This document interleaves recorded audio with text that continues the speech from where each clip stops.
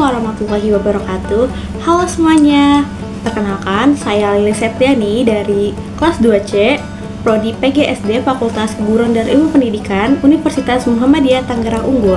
Di sini saya akan menjelaskan tentang implementasi deep learning dalam pembelajaran di sekolah dasar. Selamat menyaksikan. Oke, di sini saya akan menjelaskan tentang implementasi deep learning dalam pembelajaran di sekolah dasar. Yang dimana pendidikan di Indonesia saat ini sedang mengalami reformasi untuk menyongsong tuntutan abad ke-21, di mana keterampilan berpikir kritis, kreativitas, dan kemampuan untuk berkolaborasi menjadi elemen-elemen yang semakin penting dalam pendidikan.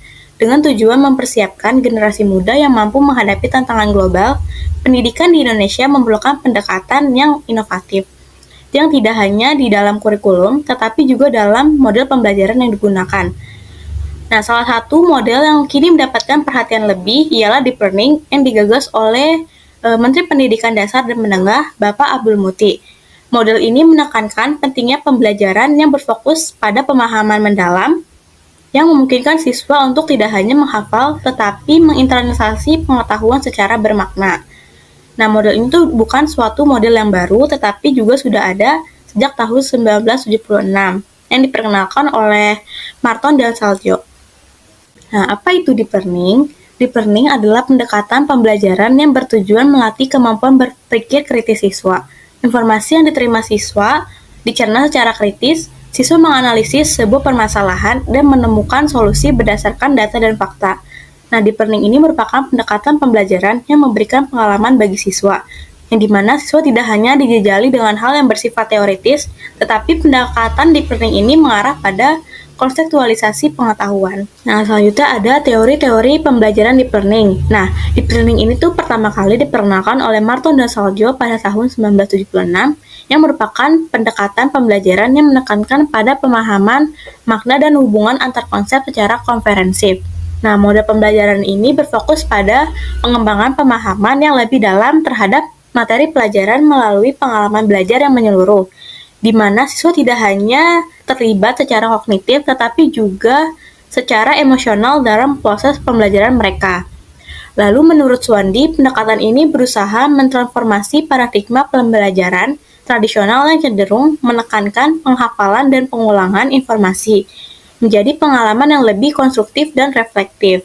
Nah, lalu Haryanti juga memberikan definisi yang lebih spesifik tentang deep learning, yaitu sebagai pendekatan pembelajaran yang menekankan penguasaan konsep secara mendalam, melampaui sekedar kemampuan menghafal atau mengenali fakta secara cepat.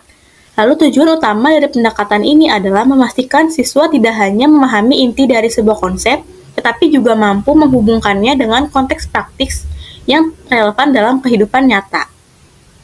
Nah, deep learning di bidang pendidikan ini merujuk pada pembelajaran yang mendorong siswa untuk menggali pengetahuan lebih dalam, berbeda sekadar pembelajaran hafalan.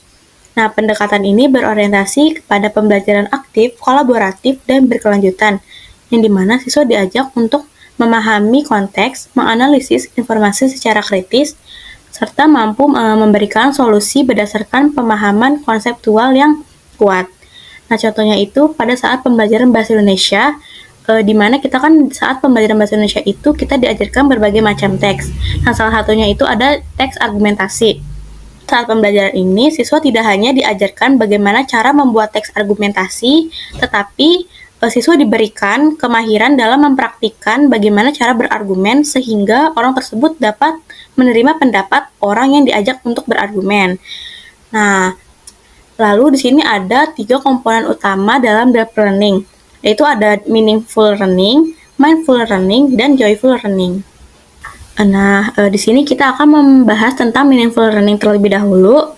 Meaningful learning ini menjadi fondasi penting dalam pembelajaran deep learning yang memungkinkan siswa untuk memahami materi pembelajaran secara mendalam serta menyeluruh. Nah, menurut Hafizo, proses ini melibatkan integrasi informasi baru dengan struktur pengetahuan yang telah dimiliki siswa. Nah, proses kognitif ini tidak sekedar menambah informasi baru, tetapi menciptakan jaringan pemahaman yang kompleks dan terintegrasi, yang dimana ketika siswa aktif menghubungkan fenomena baru dengan pengetahuan yang sudah ada, mereka mengembangkan pemahaman yang lebih dalam dan bertahan lama, berbeda dengan pengembangan pembelajaran yang cenderung bersifat superficial. Nah, meaningful learning ini menekankan pentingnya pembelajaran yang terpusat kepada siswa, di mana siswa diberi kesempatan untuk aktif berpartisipasi dalam proses pembelajaran. Nah, penerapan meaningful learning dalam praktik pembelajaran melibatkan berbagai strategi pedagogis yang mendorong siswa untuk membangun pemahaman mereka sendiri. Nah, para guru merancang aktivitas pembelajaran yang memungkinkan siswa mengeksplorasi hubungan antara konsep baru dan dengan pengalaman sehari-hari. Nah, penggunaan contoh-contoh kontekstual dan relevan membantu siswa memahami aplikasi praktis dari konsep yang dipelajari. Nah, itu misalnya dalam pembelajaran matematika, guru dapat mengkaitkan konsep aljabar dengan situasi nyata seperti perencanaan keuangan pribadi atau pengukuran dalam kegiatan sehari-hari. Nah, sehingga siswa dapat melihat relevansi dan manfaat langsung dari apa yang mereka pelajari.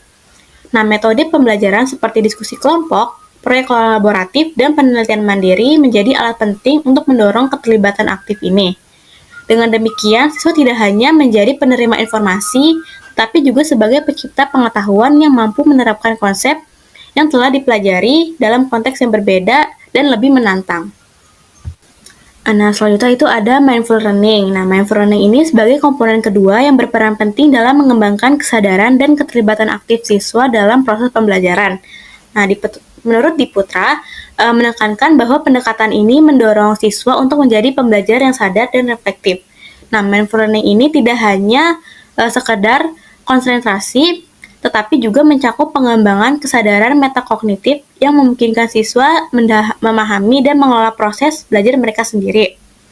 Dengan kata lain, siswa diajarkan untuk tidak hanya fokus pada materi yang dipelajari, tetapi juga pada cara mereka belajar.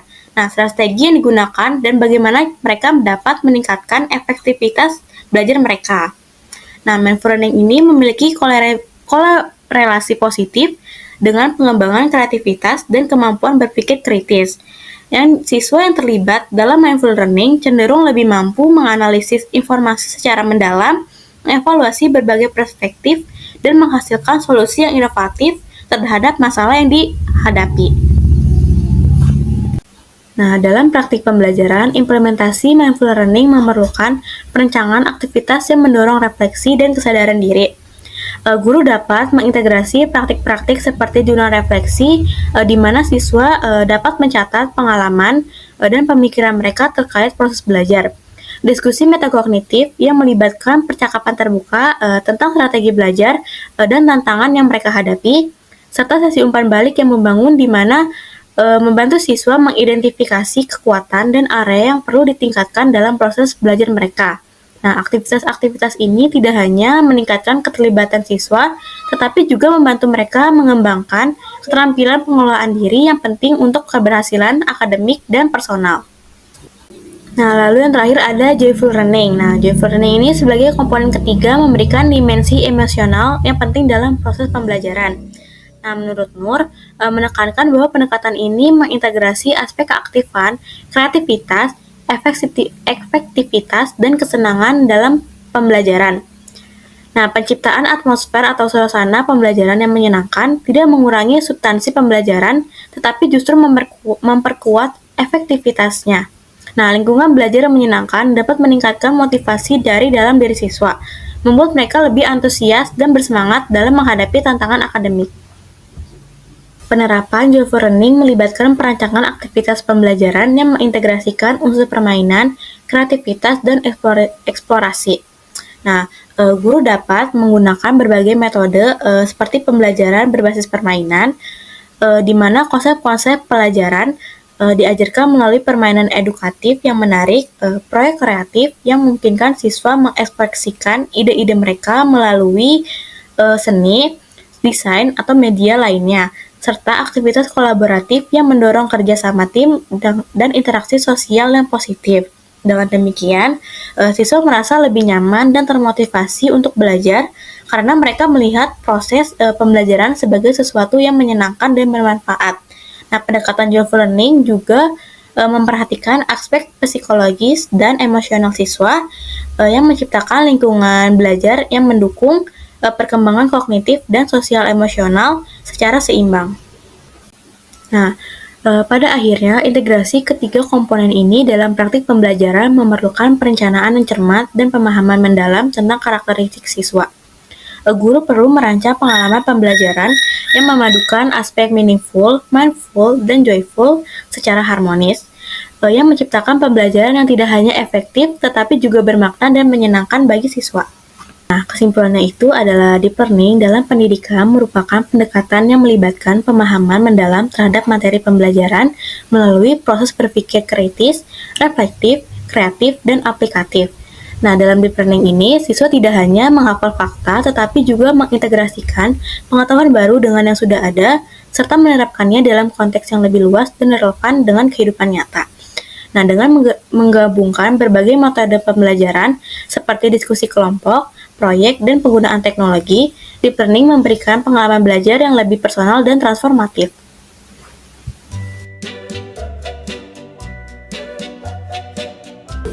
Oke, sekian dari penyampaian materi saya. Kurang lebihnya mohon maaf. Wassalamualaikum warahmatullahi wabarakatuh. See you.